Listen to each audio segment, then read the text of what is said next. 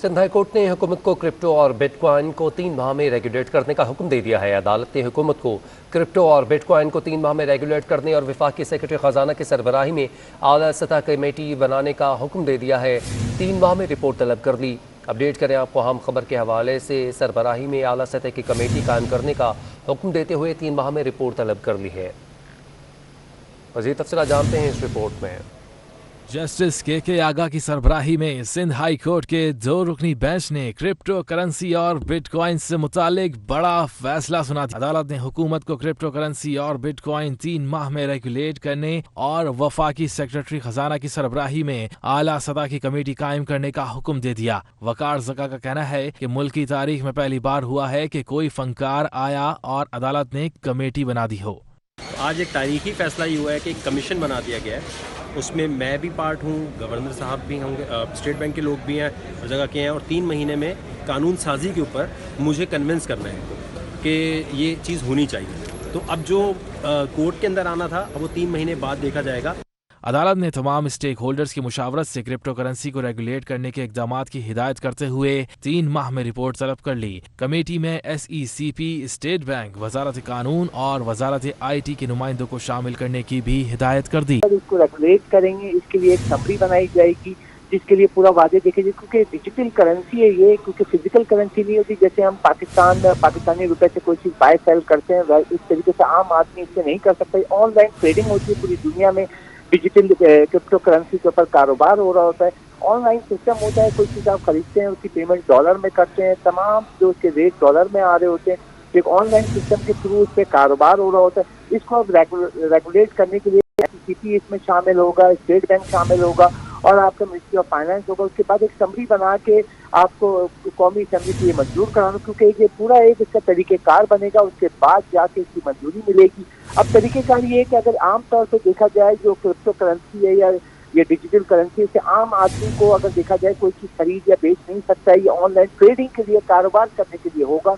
जैसे कि हम आम तौर पर गाड़ी खरीदनी है, मोटरसाइकिल खरीदनी है या पेट्रोल डलवाना है, तो उसको क्रिप्टो या डिजिटल करेंसी से उसको लेन देन नहीं कर सकते। पाकिस्तान में ये अभी तक नहीं है, लेकिन अब जो डिजिटल करेंसी जो लोग कारोबार करना चाहते हैं तो रेगुलेट करने के बाद जो है तमाम सरकारी इदारों के बाद ही उसकी इजाज़त मिलेगी। अवाम डिजिटल करेंसी के साथ कारोबार करना चाहते हैं, आम अवाम को इससे क्या फ़ायदा होगा? क्या कोई चीज़ खरीदी जा सकेगी या सिर्फ ट्रेडिंग के लिए ही ये डिजिटल करेंसी यूज़ हो पाएगी?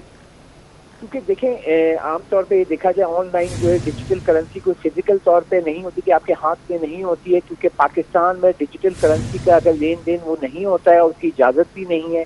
अब ये रेगुलेट होने के बाद भी अगर ट्रेडिंग होती है, इससे भी एक कारोबार यानी ऑनलाइन ट्रेडिंग के लिए हद तक काम हो सकता है। यानी अगर आप पैसा लगाते हैं कोई क्रिप्टो करेंसी लेने के बाद आपको $200-500 का फ़ायदा होता है, वो आपके अकाउंट में आएंगे पैसे। वो अकाउंट में आने के बाद पाकिस्तानी रुपए में कन्वर्ट करेंगे, उसके बाद आप उससे लेन देन कर सकते हैं।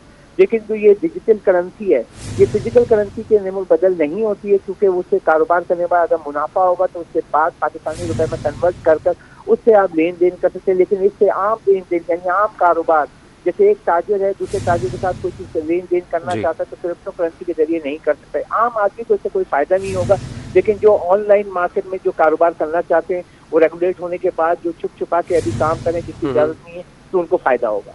अशरफ, ये बताएगा, ये करेंसी फिजिकल तो है नहीं जैसे आपने बताया, तो इसमें फ्रॉड के कितने इम्कानात हैं और इसको रेगुलेट तो जब कर दिया जाएगा तो फिर इसकी सिक्योरिटी के लिए क्या किया जाएगा?